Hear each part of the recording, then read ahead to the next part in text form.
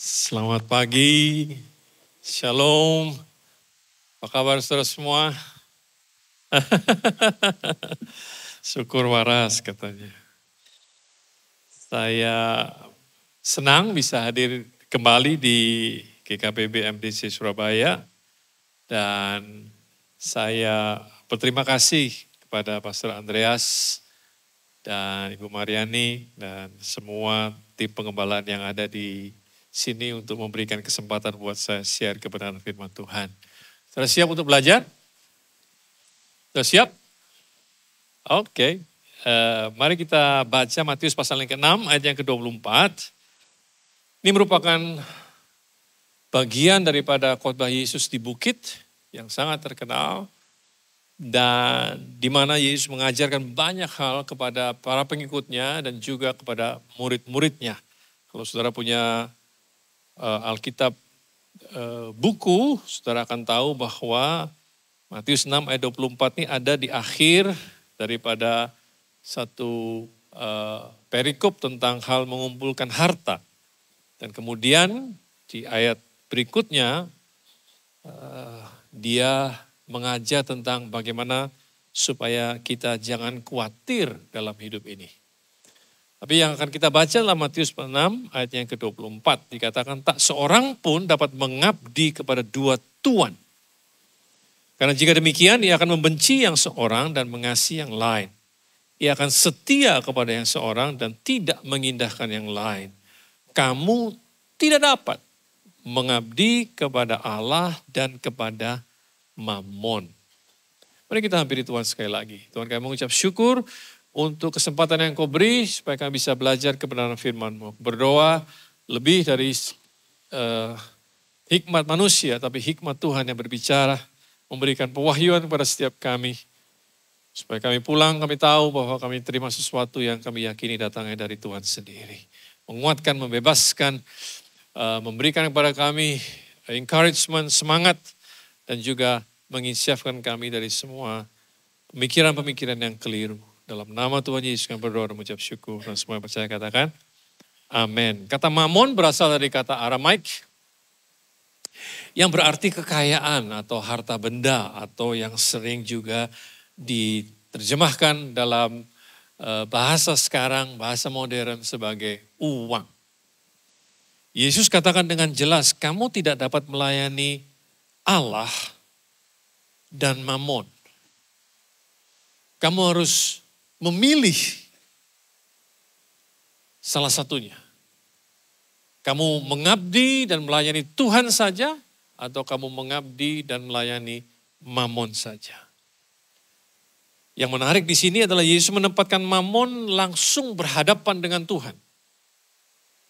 Seolah-olah Mammon merupakan saingan terberat Tuhan untuk mendapatkan hati dan kesetiaan manusia. Seringkali kita berpikir bahwa lawan terberat Tuhan itu adalah iblis. Tetapi di sini Yesus katakan bahwa Mammon yang merupakan saingan Tuhan, bukan iblis. Kalau saya tanya kepada saudara semua di sini, siapa di antara saudara yang mau mengabdi kepada iblis? Saya rasa tidak ada satu orang pun yang angkat tangan.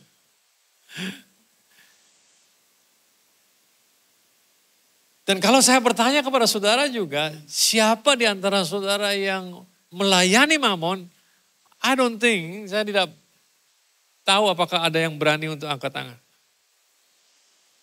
Tetapi pada kenyataannya, banyak orang yang menjadikan uang sebagai faktor penentu dalam setiap keputusan mereka.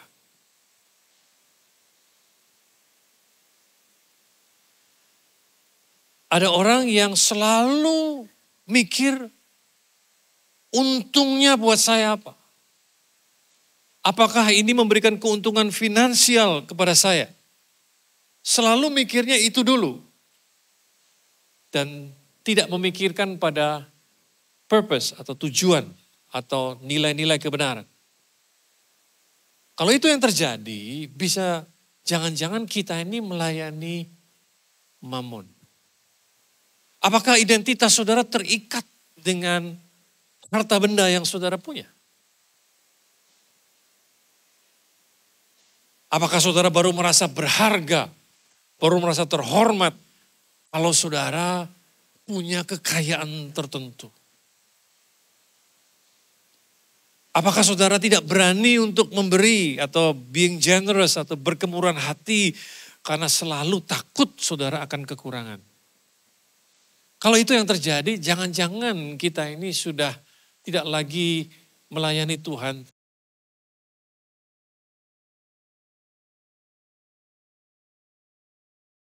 Amanan, security. Buat banyak orang, Mamon menjanjikan kenyamanan.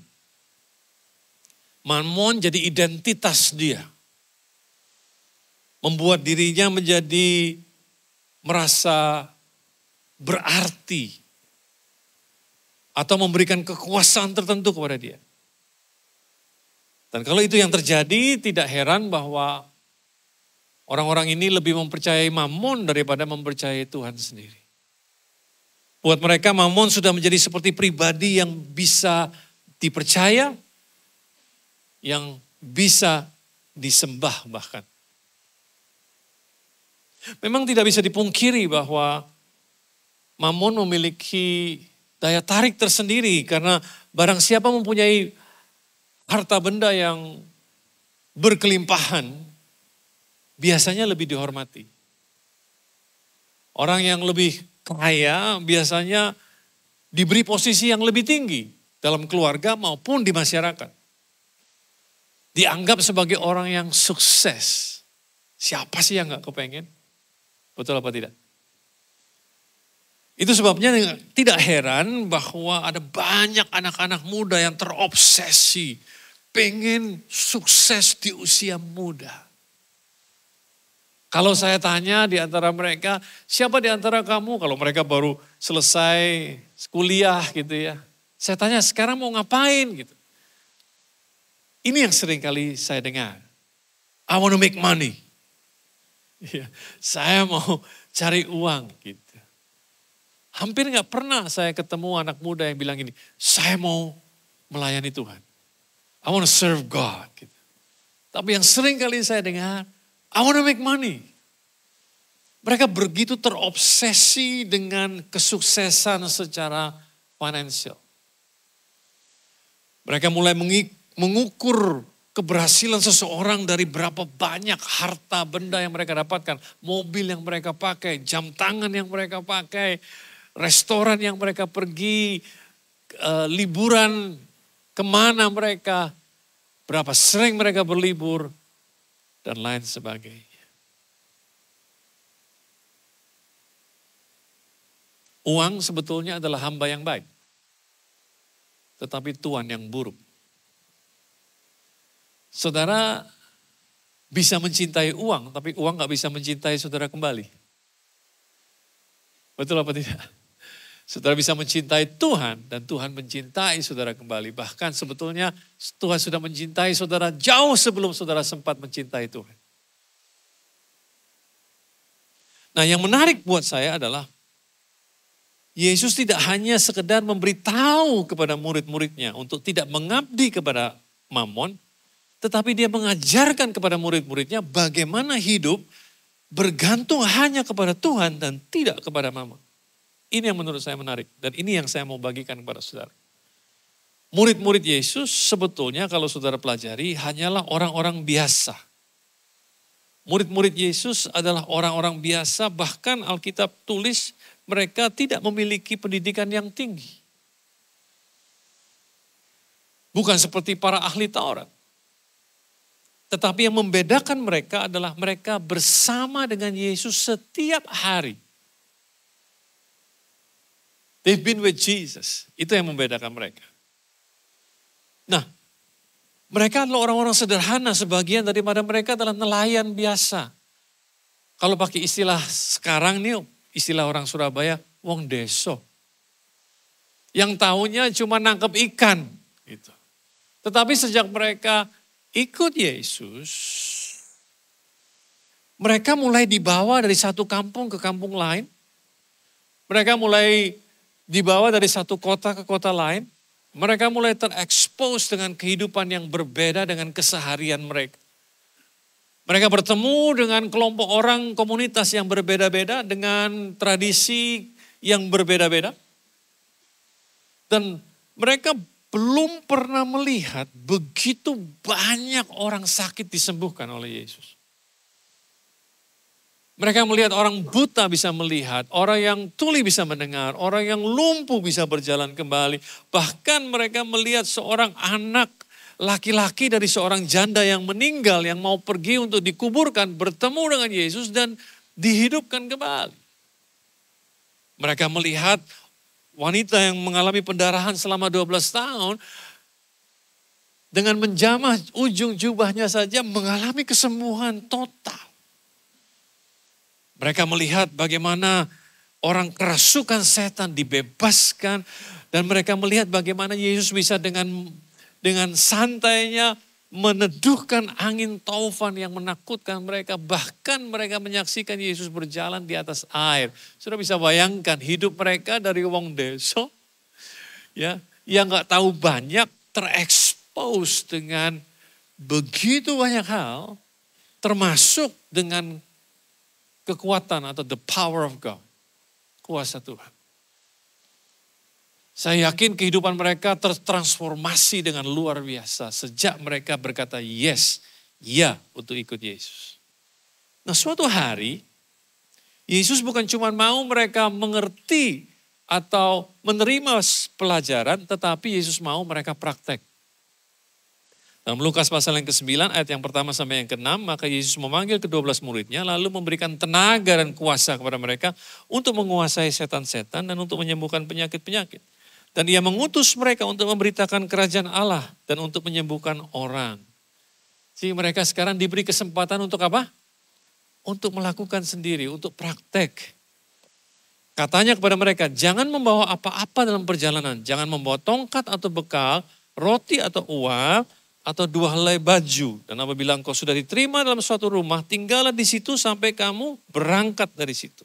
Dan kalau ada orang yang tidak mau menerima kamu, keluarlah dari kota mereka dan kebaskanlah debunya dari kakimu sebagai peringatan terhadap mereka. Lalu pergilah mereka dan mereka mengelilingi segala desa sambil memberitakan Injil dan menyembuhkan orang sakit di segala tempat. Jadi mereka bukan cuma sekedar menyaksikan gurunya melakukan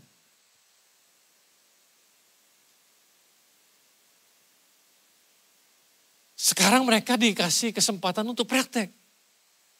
Menyembuhkan orang sakit, kemudian ngusir setan, kemudian memberitakan kabar baik tentang keselamatan. Yang menarik adalah mereka dikasih pesan, tidak boleh bawa apa-apa dalam perjalanan. Gak boleh bawa bekal, gak boleh bawa uang, gak boleh bawa roti, gak boleh bawa baju 2. Apa maksudnya? Mereka harus belajar bergantung kepada penyediaan Tuhan melalui orang lain. Bisa ngerti? Mereka harus belajar untuk bergantung sepenuhnya pada tuntunan Tuhan dan bahwa Tuhan akan memenuhi semua kebutuhan mereka melalui orang lain.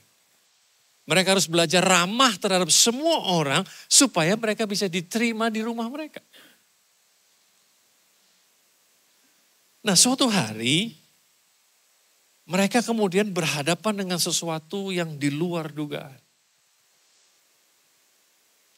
Karena tes yang pertama ini mereka bisa lewati dengan mudah. Mereka gak ada yang kesulitan dengan tes yang pertama ini dalam Lukas pasal yang ke-9. They can do it, easy, gampang. Kemudian Matius pasal yang ke-14 ayat 13 sampai 16. Setelah Yesus mendengar berita itu, menyingkirlah ia dari situ dan hendak mengasingkan diri dengan perahu ke tempat yang sunyi. Tapi orang banyak mendengarnya dan mengikuti dia dengan mengambil jalan darat dari kota-kota mereka. Ketika Yesus mendarat, ia melihat banyak orang yang besar jumlahnya. Maka tergeraklah hatinya oleh belas kasihan kepada mereka dan ia menyembuhkan mereka yang sakit. Menjelang malam, murid-muridnya datang kepadanya. Nah, saya mau berhenti sampai sini dulu. Berarti murid-murid tidak bersama dengan Yesus. Yesus mengajar sendirian. Kemana murid-murid? Nah, saudara harus tahu cerita sebelumnya. Karena kita nggak punya waktu, saya kasih tahu konteksnya. Murid-murid ini setelah dikasih kuasa, mereka disuruh pergi untuk mempraktekkan kuasa Tuhan. Mereka kembali kepada Yesus, laporan pelayanan mereka berhasil. Ada banyak orang yang disembuhkan, setan-setan yang diusir, dan ada banyak orang percaya kepada pemberitaan mereka. Tapi ada satu hal yang Yesus perhatikan, bahwa mereka makan saja nggak sempat. Sama Yesus mereka disuruh istirahat, disuruh makan, disuruh istirahat. Jadi mereka makan dan beristirahat di tempat lain. Sedangkan Yesus tidak bersama dengan mereka. Yesuslah yang melayani orang-orang yang datang karena hasil pelayanan mereka. Bisa mengerti ya? Nah, setelah mereka selesai makan, selesai istirahat, mereka tunggu gurunya belum datang, mereka cari gurunya di mana. Maka datanglah mereka menemui Yesus. Kemudian mereka menemukan sesuatu. Ini yang mereka temukan. Menjelang malam murid-murid yang datang kepadanya dan berkata, tempat ini sunyi dan hari sudah mulai malam. Suruhlah orang banyak itu pergi supaya mereka dapat membeli makanan di desa-desa. Bagus gak kira-kira nasihat murid-murid kepada gurunya? Bagus. Karena dia bilang, Yesus ini kayaknya ngajar kesuwen, kelamaan. Jadi orang-orang ini dengerin terus gak sempat makan. Sedangkan hari udah mulai malam, banyak kantin-kantin dan warung-warung yang udah mau tutup. Jadi mereka memperingatkan gurunya. Suruh orang-orang ini pulang supaya mereka makan. Udah stop khotbah. Gitu. Tetapi Yesus berkata kepada mereka, tidak perlu mereka pergi. Kamu harus memberi mereka makan. Kamu harus kasih mereka makan. Nah, ini yang saya maksud dengan kejadian yang di luar dugaan mereka. Sebab ini bukan sekedar soal doain orang sakit atau ngusir setan. Kalau doain orang sakit dan ngusir setan, nggak perlu uang. Tapi kalau untuk kasih makan ribuan orang yang hadir di sini, ini perlu apa? Fulus. Perlu uang. Paling tidak itu yang ada di pikiran mereka. Iya kan? Perlu uang. Tahukah saudara bahwa berdoa untuk menyembuhkan orang sakit dan ngusir setan itu nggak perlu uang. Dan kalau mendoakan orang sakit, ngusir setan itu hanya melayani kebutuhan satu orang. Tapi ini melayani kebutuhan ribuan orang. Whole different game. Ini satu hal yang sangat berbeda. Nah, mungkin saja mereka berpikir, Yesus, haruskah kita memberi makan segini banyak orang? Bukankah lebih bijaksana kalau suruh mereka cari makan sendiri-sendiri? Bukankah ini sebuah pemborosan? Kamu mikir gak sih? Gitu. Lihat dong berapa banyak orang yang kumpul di sini. Dan ini orang lapar. Maksudnya apa? Orang lapar makannya banyak. Tapi kenapa kejadian ini ditulis di Alkitab, bahkan ditulis di setiap Injil. Ditulis Markus, Matius, Lukas, Yohanes, tulis semua. Mereka tulis dengan angle yang berbeda-beda. Sehingga saudara perlu membacanya secara komplit untuk dapatkan the real story. Menurut saya di sini Yesus mulai memperbesar, mulai mencoba untuk memperbesar iman mereka dengan memperbesar cara mereka berpikir. Because the quality of your mind determines the quality of your life. Kualitas pikiran saudara menentukan kualitas hidup saudara. Saudara gak bisa hidup melebihi cara saudara berpikir. Nah bayangkan, ini wong deso, ini orang-orang, murid-muridnya adalah orang-orang yang diambil dari tempat-tempat yang biasa saja. Dan Yesus punya target supaya mereka jadi apa? Dari penjala ikan menjadi penjala manusia. Yesus punya target dari orang biasa, kemudian orang-orang ini jadi apa? Terang dan garam buat apa? Buat dunia. Nah, untuk menjadi terang dan garam buat dunia, cara berpikir mereka nggak boleh sempit. Cara berpikir mereka nggak boleh miskin. Cara berpikir mereka nggak boleh kecil. Mereka harus berpikir secara berbeda dan mereka tidak boleh mengabdi kepada Mammon. Mereka harus mengabdi hanya kepada Tuhan. Nah, Yesus ingin membawa cara berpikir mereka ke tingkat yang lebih tinggi. Yesus ingin memperkenalkan kepada mereka, kalau kamu melayani Tuhan, maka ada kemungkinan-kemungkinan baru yang kamu tidak pernah pikirkan sebelumnya bisa terjadi. Yesus juga ingin menunjukkan bahwa dia tidak hanya memperhatikan hal-hal yang rohani saja, tapi dia juga memperhatikan hal-hal yang jasmani seperti kelaparan. Dan yang menarik di sini buat saya adalah bagaimana Yesus memilih waktu dan tempat yang tepat untuk mengajar kepada murid-muridnya.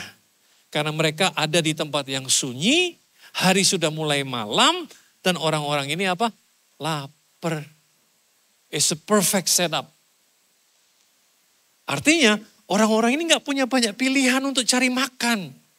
Itu sebabnya Yesus bilang sama murid-muridnya, kamu yang harus kasih mereka makan. Perhatikan, Yesus gak bilang, aku mau kasih mereka makan. Dia bilang, kamu harus kasih mereka makan.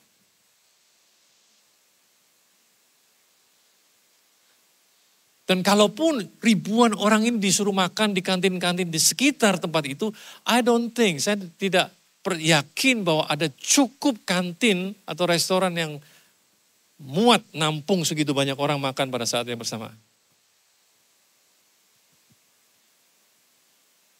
Nah, yang luar biasa adalah bagaimana Yesus menantang murid-muridnya untuk berpikir lebih besar daripada sebelumnya. Menolong mereka untuk melihat kemungkinan lain.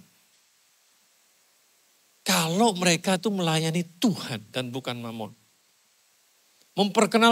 Dia mau memperkenalkan mereka jalan yang lebih tinggi.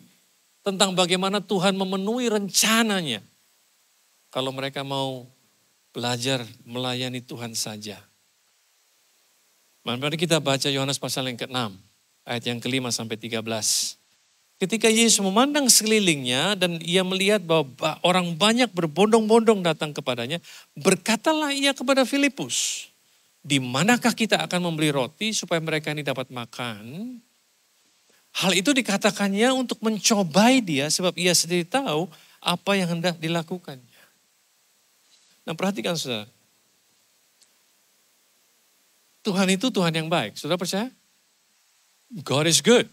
Betul? Jadi tujuan dia mencobai Filipus bukan untuk mempermalukan Filipus. Tidak sama sekali.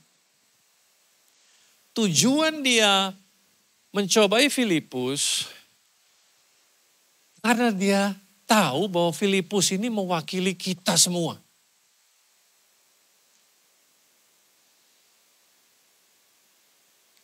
Saya bersyukur bahwa dia nanya sama Filipus. Karena kemudian jawaban Filipus begini.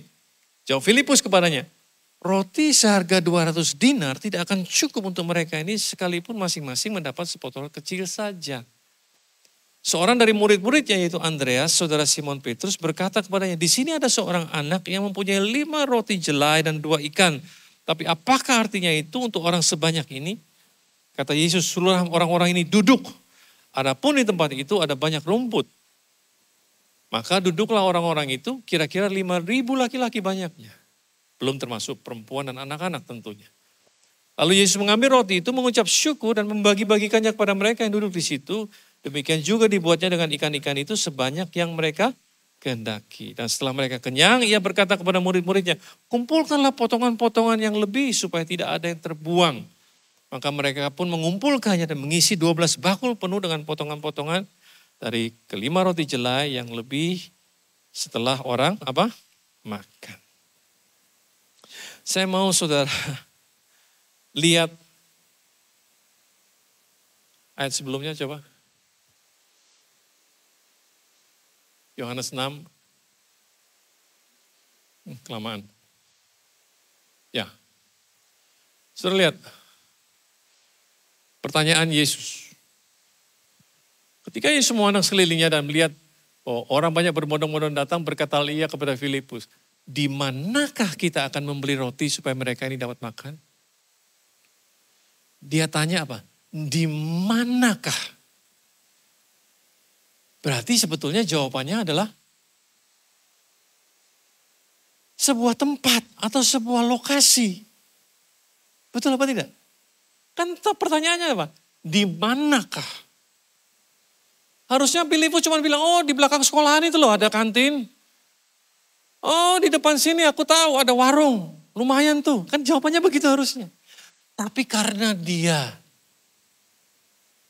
sudah keblinger dengan apa? Dengan apa? Piro iki duitnya rek? Berapa ini duitnya? Makanya itu yang saya bilang, Filipus itu mewakili kebanyakan kita. Karena kita itu setiap kali kepengen tahu rencana Tuhan, begitu Tuhan kasih tahu rencananya, kita bukan fokus pada rencananya, kita fokus pada berapa? Pada apa? Pada biayanya. Nah Tuhan itu besar, rencananya juga besar, perlu biaya besar. Lo betul kan? Tuhanmu besar, kamu kan sering nyanyi. Tuhanmu besar. Rencananya juga besar, perlu biaya besar. Ya sudah toh. Tapi Filipus ini, karena udah keblinger duluan dia. Berapa biayanya? Jadi bukannya dia nyebut lokasi, tapi dia bilang uang 200 dinar saja gak cukup. Siapa yang nanya? Gak ada yang nanya. Tapi karena dia sudah terlalu mikirin duitnya, jadi dia jawab seperti itu. Dan itu adalah uang 9 atau 10 kali gaji dari orang yang bekerja rata-rata pada waktu itu. Dia udah keburu pusing duluan mikirin duitnya berapa nih. Meskipun setiap orang dapat secuil kecil, dia bilang gak bakalan cukup.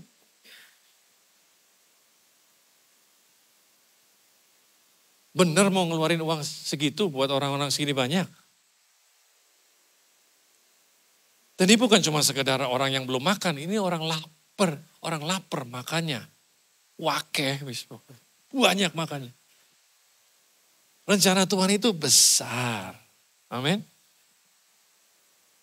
Tapi kita seringkali ketika berhadapan dengan rencana Tuhan bukan memikirin rencananya, tapi memikirin berapa uang yang diperlukan. Kita harusnya lebih bisa melihat lebih jauh dari sekedar berapa uang. Kita harus lebih fokus pada rencana Tuhan sendiri dan bukan kepada berapa biaya yang diperlukan. Bukannya gak perlu mikirin berapa biayanya, tapi betapa sering kita menggagalkan rencana Tuhan karena kita pikir biayanya terlalu besar. Berapa sering kita harus menguburkan mimpi kita atau mimpi anak-anak kita karena kita pikir kita gak punya biayanya.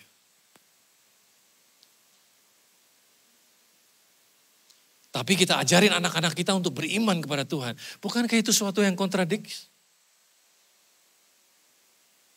Kita ngajarin anak kita untuk beriman pada Tuhan, tapi kita mengubur mimpi mereka karena kita bilang bahwa kita gak punya uang.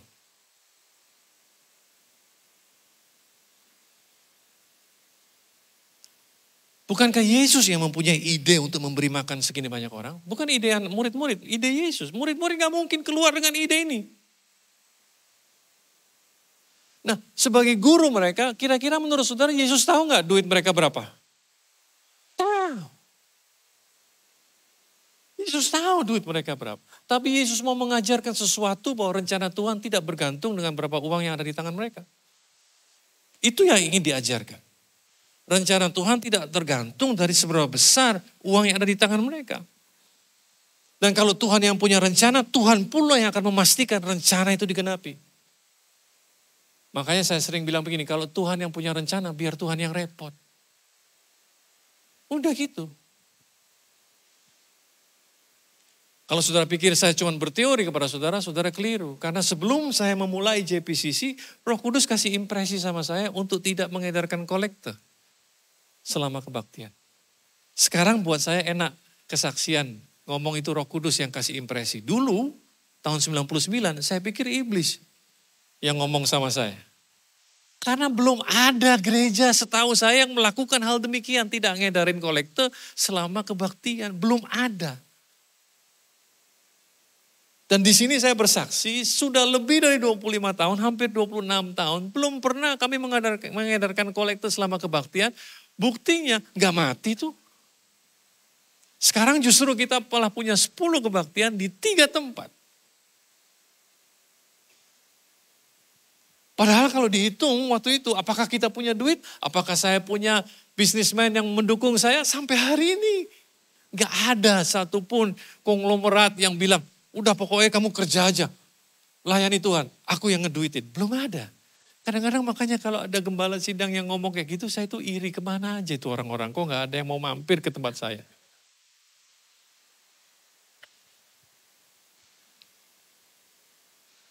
Tetapi kalau kita melayani Tuhan sungguh-sungguh, Tuhan punya cara yang kita gak pernah pikirkan sebelumnya. Yang percaya katakan amin. Sebagai orang-orang beriman yang seringkali membatasi kita adalah cara kita berpikir. Nah, mari kita lihat. Ada murid Yesus yang lain yang namanya Koan. Andreas. Nah, dia menemukan seorang anak kecil yang mau memberikan makanannya. 5 ketur roti dan 2 ikan. Kalau saudara jadi Andreas, saudara ketemu dengan anak kecil yang bilang, Kak, ini aku punya 5 ketur roti dan 2 ikan. Aku serahkan sama kamu. Kalau saudara jadi Andreas, saudara ambil nggak? Jangan bilang ambil. Saya nggak percaya kalau saudara bilang ambil. Karena buat apa 5 ketur roti dan 2 ikan dibandingkan dengan 1000 orang yang ada di situ. Tapi Andreas ini agak lain. Dia ambil juga. Pasti karena dia punya alasan, karena dia sendiri tahu itu gak cukup. Andreas bukan orang bego. Dia tahu kalau itu gak cukup. Dia ngerti kalau itu gak cukup, tapi dia juga berpikir gini, aku ini sudah ikut Yesus lumayan lama. Siapa tahu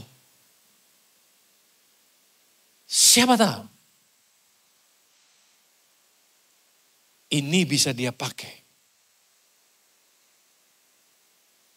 Karena guruku ini memang agak lain. Jadi dia bawalah 5 ketur roti dan 2 ikan.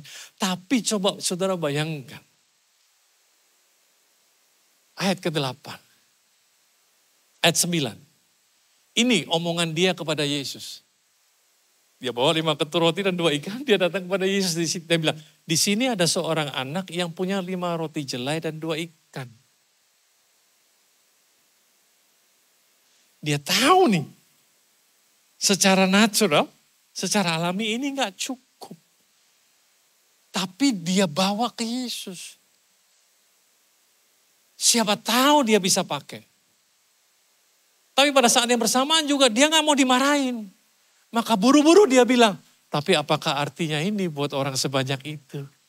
Ya kan? Dia ngomong, dia sendiri yang ngomong. Tapi apalah artinya ini buat orang sebanyak itu? Kenapa dia ngomong gitu? Karena dia takut dimarahin. Pinter betul. Andreas pinter. Dia gak mau dimarahin, tapi pada saat yang bersamaan dia berpikir, siapa tahu ini bisa. Nah, bayangkan kalau Yesus ngomong begini. Yo pikirin dewe.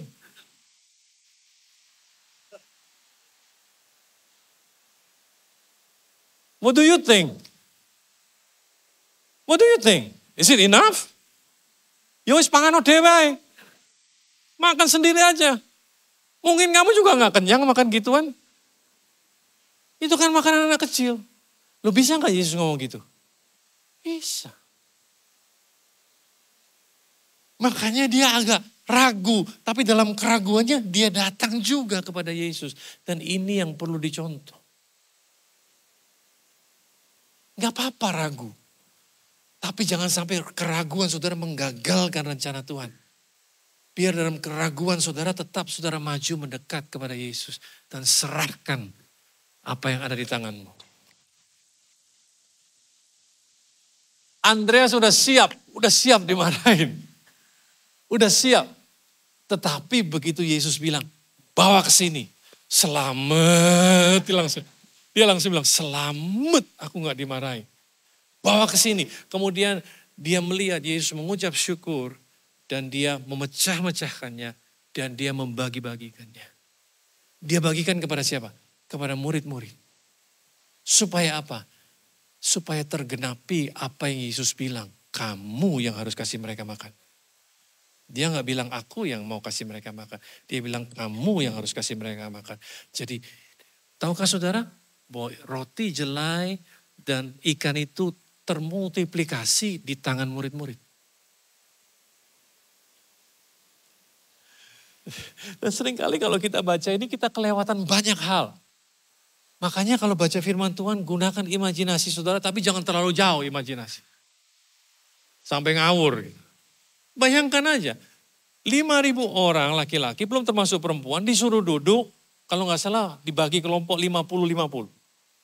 Oke di tempat lain kita bisa baca itu. Bayangkan saudara.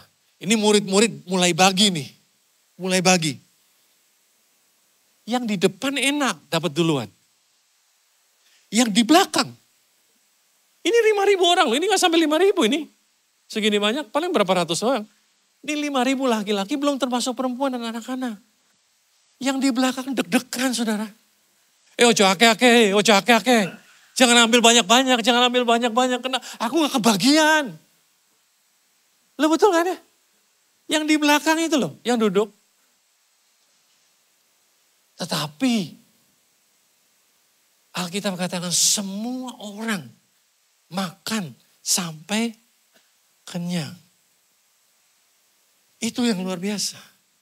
Semua orang makan sampai kenyang.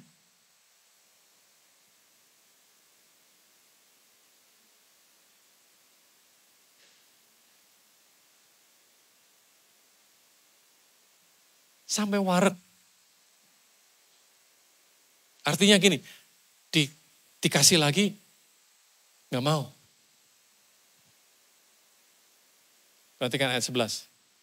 Yesus mengambil roti itu, mengucap syukur dan membagikannya kepada mereka yang duduk situ. Demikian juga dibuatnya dengan ikan-ikan itu sebanyak yang mereka kehendaki. Artinya apa? Mereka punya keleluasaan untuk menawarkan. Mau lagi? Cukup? Mau lagi? Wis warak aku, wis. Kenyang sudah.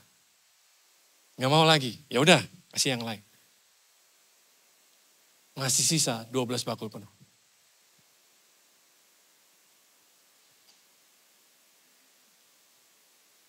Dan ini yang luar biasa. 5.000 orang laki-laki makan sampai kenyang. Sisa 12 bakul penuh. Rencana Tuhan digenapi. Uang mereka masih ada.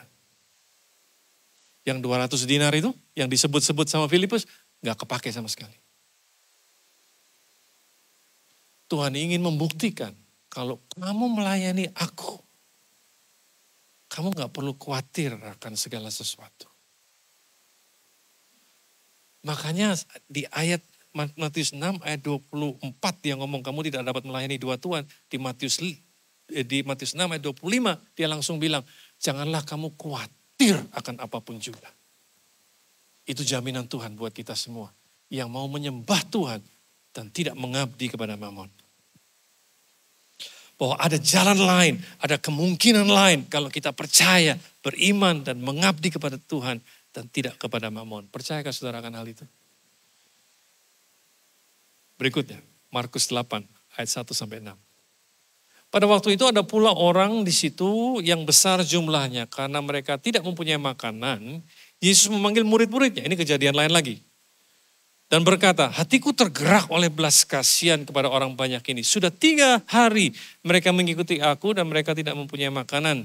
Dan jika mereka kusuruh pulang ke rumah dengan lapar, mereka akan rebah di jalan. Sebab ada yang datang dari jauh.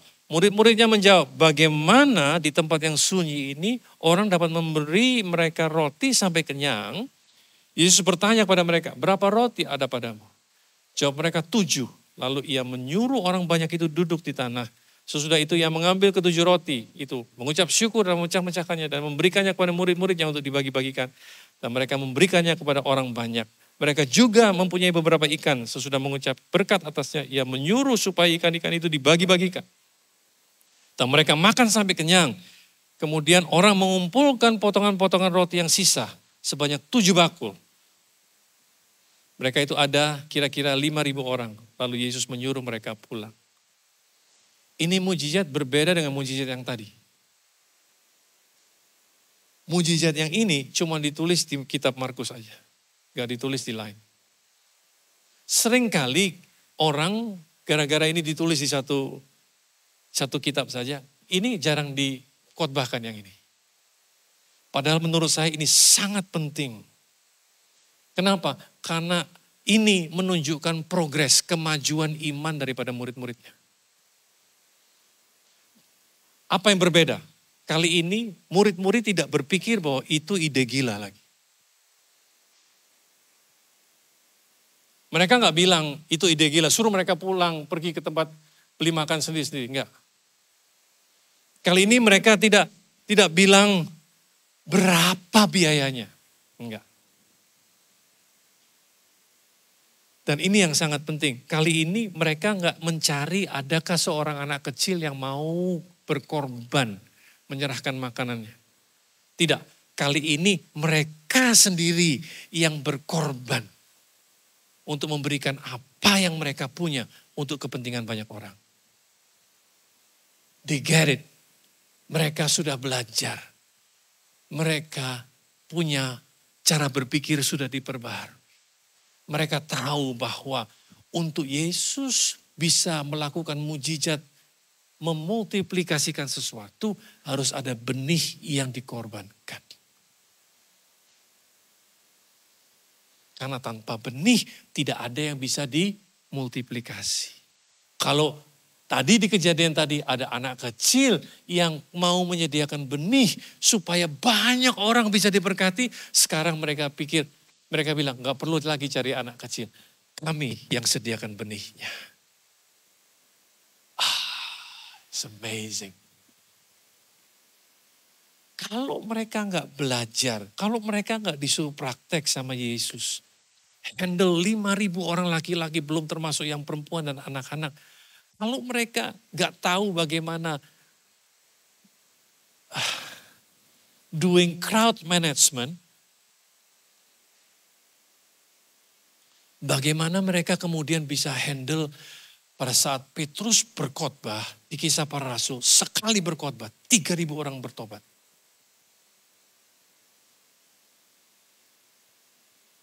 Tapi karena mereka sudah punya pengalaman lebih dahulu. Yesus sudah kasih mereka pengalaman lebih dahulu. Maka they can handle it. Ada banyak yang saya bisa kasih tahu pada saudara, tapi waktu saya habis.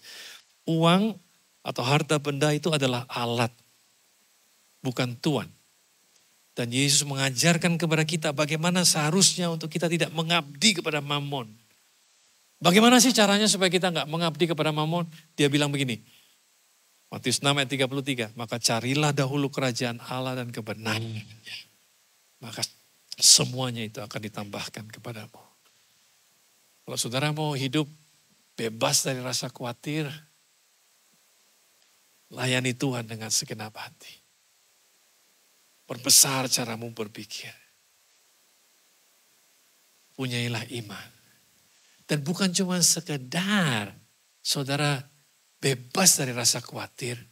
Ini yang akan saudara rasakan. You will be unstoppable. Saudara tidak akan bisa di-stop. Karena saudara tahu, kalau saudara melayani Tuhan yang limitless, you have limitless resources available for you. Tuhan Yesus memberkati saudara.